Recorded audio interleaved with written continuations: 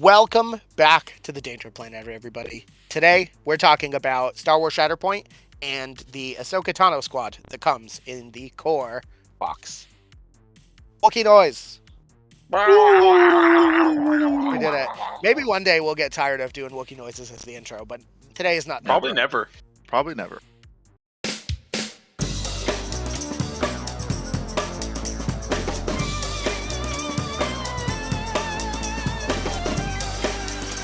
So, Ahsoka Tano, what a lady. I will admit, I have not played with her yet because they're. Oh, she's so fun. She's so fun. To be fair, I actually did. I did a demo, one struggle demo with her the other day, but I haven't actually completed a game with her yet.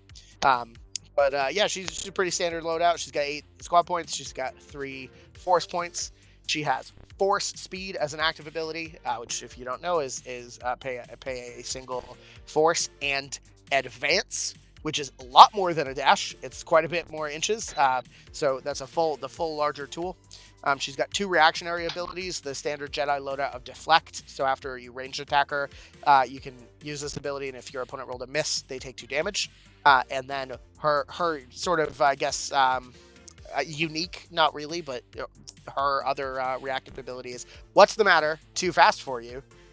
Which is a 2 force point ability. So when a character in this unit would suffer damage from a melee attack, she can use this ability, and she takes half the damage in the pool, but the attacking unit suffers the remaining damage. So if somebody shoves Maul or Anakin in her face and is bold enough to make an attack on her, they might be taking a lot of damage themselves. Her identity ability, Fierce Protector, is also super clutch. So when an enemy character wounds another allied unit after this effect is resolved, one character in this unit may advance towards that enemy character. Then the character that moved, which is Ahsoka Tano, can either heal 3, which could be the unit that just got wounded. Not that removing the damage would do anything, but you could heal them. You could heal another thing. She could heal herself. It's anyone within 2. If this character is engaged, then she can also make a 5 dice attack targeting that enemy character. Oh, not also, I'm sorry. Instead, she may make a 5 dice attack targeting that character. So, Once she's up in the lines, if you're hitting stuff and they're taking your dudes out, she's going to get them and then pummel them into the ground. Yeah? Oh, yeah, for sure.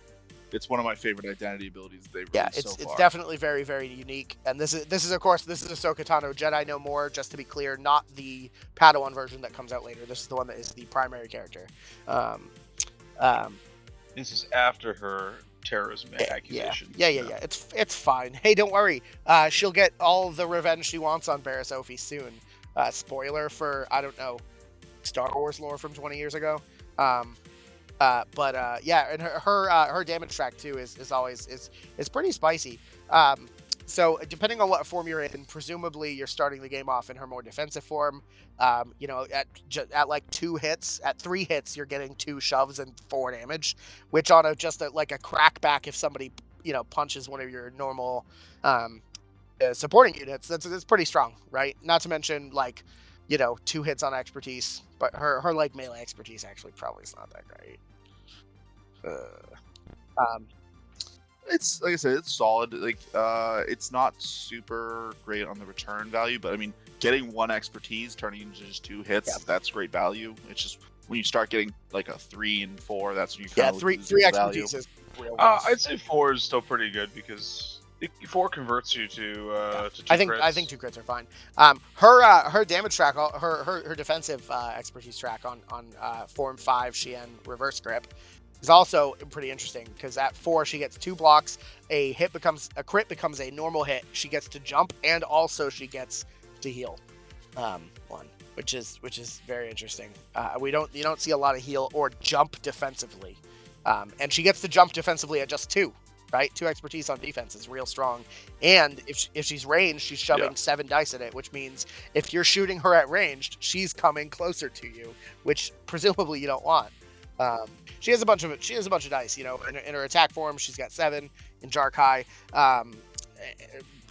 Defensively, actually, I think her trees defensively are exactly the same on both sides, except that it changes from in Jarkai, it's 1 to 2, 3 to 4, 5, as opposed to 1, 2 to 3, 4. she's actually a great example compared to Anakin, like what I look for in a beat stick, because she has a lot more movement tricks than Anakin does, while still having a very comparable single round damage track. Obviously, no one can match being able to swing twice, but usually you don't need to with Ahsoka. Uh, she does plenty of work swinging once, and she gets to wherever she wants to go on the board. 6 damage for 3 hits is like quite a bit, you know. Yeah, she gets to absolutely wherever she wants to go on the board. What's the matter too fast for you? Can sometimes just win you duels. Yeah, and it's good to remember with that, because I remember it came up where I wanted to find the rule for this, but Shatterpoint has laid down the rule that whenever you have to round something, you always round up. So she'll take the greater half of damage. If we can do 7, she'll take 4. The opponent will take 3. But even still, like, you know, Maul dishes out 8 damage to you. Like, here's 4 of that damage. I'll just take 4. And yeah, taking literally half as much damage is absurdly strong sometimes, because if you're at full health or close to full health, no one is gonna stop you. Like, no one's putting 18 damage in a single attack. It's just not gonna happen. She also really reliably heals. So if you aren't one turning Ahsoka, she's probably going back to full health or close to full health. Her health is lower, but like she is obnoxious to have to deal with in practice on the board. So Ahsoka, obviously, for her secondary unit, has Bo-Katan because of how involved she was in the Clan Kryze war with Gar Saxon and his Mandalorians.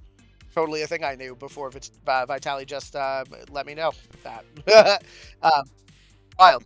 So she costs 4 points. And she's got a bunch of abilities, you know? So this is the first time we've reviewed any Mandalorians, but we're going to talk about them. So Bo-Katan, just like someone we'll talk about later, has Pride of the Mandalore. So at the start of this unit's activation, another allied Mandalorian character gets to jump.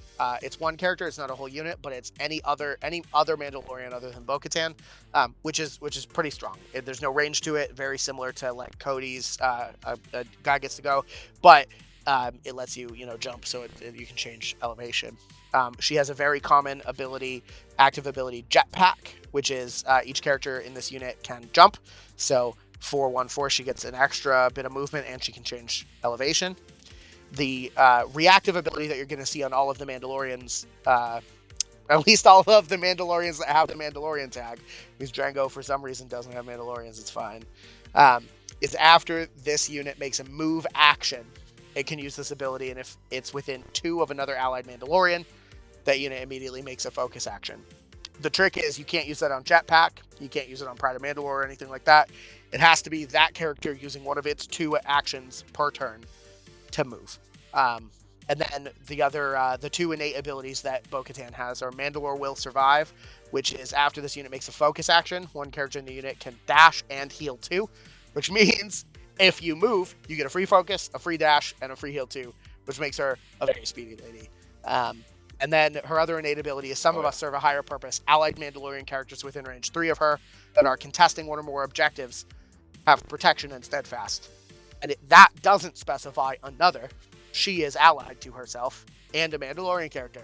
So if she's on an objective, which is within range 3 of her, she has protection and steadfast. Protection, of course, is just you take 1 less damage in against any attack pool. And then we'll see. We also see her with steadfast, which means she gets to ignore a shove. So not only is she fast and super positionable, but she also can heal herself pretty effectively. She's a little bit harder to damage and a little bit harder to shift, and that's all together a really strong combination. So, like, I don't know how you guys feel about Bo-Katan, but every time I've tried to use her, I felt very whelmed by her abilities. She's somebody who I've found the more I've been playing, the more I've been leaving her on the side. Her Clan Kryze Mandalorians are great, but I just don't feel like Bo-Katan adds enough to the Mandalorian synergies, or she is a must take, even if you're using all Mandalorians. So I don't know about that. I will say I think that she's definitely a finesse piece. That is absolutely for sure. But I feel like her maneuverability, her positioning, are some of the strongest in the game. And although she's not super tanky at 8 durability, if she's where she should be taking 1 less damage every time she gets attacked. And I think that there might be some play to her. Certainly, I think there probably are stronger options. But if you're going to do an all Mandalorian list, I think there's no world that you don't take Bo-Katan. So I've actually been practicing with some all Mandalorian lists, and I've found that Jango actually works a lot better in the maneuverability, like the maneuverable go grab objectives role than she does. So, I agree that because Mando's kit or Jango's kit is a lot more run off and do one thing by himself.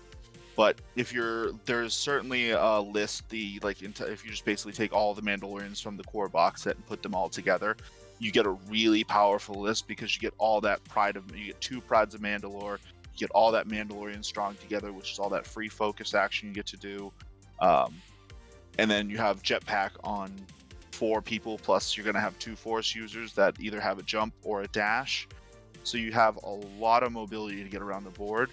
You're just going to have to make sure you're applying enough. Like, you can't just do what you can do with Jango and send him off by himself. Bo-Katan probably wants to run with her clan's Kryze Mandalorian so that she can shift, somebody who might be holding a further objective. But you can basically, with her, just be like, I need to get this objective now. You just get her, run her over. She takes the free jetpack, she moves, then she gets the free focus and dash, heals, and then she's standing there, and then she can still make that either ranged attack or melee attack, which surprisingly she's actually probably a little bit better in melee than she is in range, because she gets that extra dice, and the expertise pools are about the same. Or actually the same. Yeah, that's fair. And she's got some good effects on her damage. She can do 5 at 3, which is okay, or she can get a second point shove, a 3rd point shove. But it is worth noting that she does have 4 defense dice, right? So that's not great. Even though at 1 she just gets an auto 1 single expertise, she gets an auto 2 defense because of the Beskar armor, which is not bad. But yeah, I think my biggest problem, and I've run the all Mandalorian list a couple times now, is I think survivability with her, because if your opponent just rolls in and gets a couple crits, I think that's probably just a sad and wounded Bo-Katan. But her offensive expertise though is fine. Like at 1 you get a hit, at 2 you get a crit, and that's pretty good. At 4+ you get 2 crits and a damage. And that's the same on both tracks, So I think Bo-Katan definitely interesting. I don't know if she's in the all Mando list if you drop her or if you drop Gar Saxon, but definitely her. Gar Saxon. We'll talk about him in a second, but I think Gar Saxon is awesome. Yeah, we'll talk about Gar Saxon in a future video, but yeah, basically that's sort of the option, yeah. But Ian did mention the Clan Kryze Mandalorians. So let's talk about those guys, right? They're 4 points. They are a supporting unit. They come with 2 models. They have jetpack, just like Bo-Katan. The Mandalorians are stronger together, just like Bo-Katan. And then their special ability, Helmet Visor, is an innate ability that gives them Sharpshooter 1. Sharpshooter is an ability that lets you add an extra die when you focused, which combos very well with Mandalorians are stronger together. Of course, because that takes their at ranged, only ranged, doesn't work in melee. The opposite version is impact, but the ranged 1 sharpshooter takes their 6 dice up to an 8 dice if they focus. You get 1 for the focus and then you get 1 for sharpshooter. Pretty good. They're 7 durability, which isn't great, 2 stamina, which is very standard for a support unit. They're the sharpshooter, jetpacky units that can run around and take objectives and have a range 4 gun with sharpshooter is pretty strong. Yeah, they're very straightforward. They do exactly what you need. They shoot well, move well, they play together well. They've got the little bit of extra defense against range, which is, I thought that was a little weird when comparing to Bo-Katan, that these guys have 5 defense dice in range where she only has 4. But either way, these ones are great. Have some great debuffs and pushes on their damage track. Yeah, and I will say that their expertise, defensive expertise, is the same. It's 1 they get a single block, 2+ they get a double block. Although it does sort of stop there for them, and then their melee expertise is at 1 and 2 they just get a single hit on both, but at ranged, at 3 or 4 they're getting a crit and a hit, and then if somehow you get to 5, you get 2 crits, which if I get 2 crits on a ranged attack, and I'm not shooting like somebody who can convert crits to nothing, I think that's like fine. You know, that's 3 damage. 3 damage and either a pinned and a shove or 2 shoves, right? Yeah. That's fine. I think I'll take that all day. They're not going to do the most damage in the world, but considering you're getting 2 of them, and they can pin, which means they can pin with the first shot, and then 2 damage for the second shot, you know, or pin and a damage, and then 2 damage. You know, it adds up, and you sort of want to keep them together, right? Like, the Mandalorians are stronger together, and you should just listen to that. So I've found that these guys actually do a surprising amount of like you look at their damage track and you would think that they don't do that much. It's pretty hard to get to the end of the track, presumably, but especially if you're playing them together, they actually do a surprising amount of damage, and can actually pretty reliably snipe out anything aside from primary units. But with their range 4 guns and their jetpacks, they can very easily get to higher level terrain, which allows you to ignore cover. And then when you combine that with their just innate focus and sharpshooter 1, they're usually making 8 die attacks against flat defense. Well, flat defense and plus a hunger token if they have it. Being at higher terrain doesn't mean you always get the +1 cover from hunger token. Being at higher elevation just means that you ignore the terrain granting you cover. You still get +1 against things that are shooting you from higher elevation when you have hunger tokens, right? Yeah. Well, yeah, but if you ignore cover, you ignore cover. But yeah, so basically you'll be getting them. You'll be basically completely ignoring the terrain or any benefit that they get from terrain because you can always get to the top. Yeah, you can pretty easily get a character catch them flat-footed with this and put a non-insignificant amount of attack dice into them. It's gonna be 8 on 4, 8 on 5 most of the time. And as long as you get to 3 down the first, not down the first Clan Kryze Mandalorians damage track, you're putting an exposed on them. Now they can't use their now they can't use their defense expertise dice for the second one shooting them, and generally that's enough with an 8 die as long as you don't completely botch the roll, that you can get to the end of the track. You end up doing a solid 8-9 damage with these guys pretty reliably as long as you don't get diced. Yeah, I think if you get 3 damage off of the first one and you're shooting the same target, I think you're just wounding them. I think there's no world that you don't if you can get exposed off the first one. So they definitely can pump out the damage and sustained attacks with dudes, especially considering both of them have focus. So you're chucking you're chucking 16 dice, right? That's a lot of damage for a single supporting unit to throw out, so. Yeah, they just work so well together, and like Ian said, you go exposed and you go to the other track and you're putting just a whole bunch of hurt on somebody and you're pushing them 2 to 3 times if you're getting those attacks through, and then those pushes let you move and you're just able to really recap, take an objective from an opponent with just a simple support unit. Yeah, exactly. And that's, objectives are what it's all about, So I think that pretty much covers up our Ahsoka Tano squad out of the core box review. Make sure to keep an eye on the Danger Planet. We have all kinds of stuff going on with Star Wars Shatterpoint. We'll be posting new videos all the time.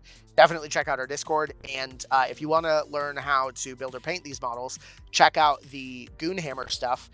We'll link the article below for the paint guides for these guys, because these are some pretty sick models. And there's not too much detail, but Bo-Katan's face is a little crazy if you use her helmeted version. And the Ahsoka Tano model is great, but a little bit of detail then again with her what do you call it, facial appendages, her hair thing. You should just call it a headdress. Yeah,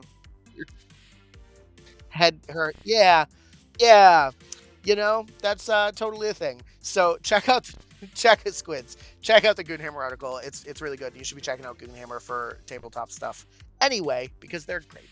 And I think that's all I've got. So, Vitali, do you have any closing thoughts on this squad or anything you want to say before we go? No, I mean, just like the other boxes that we've talked about for the core set, I think basically everything in the core set's a great buy. Yeah, fair enough. Ian, any last thoughts?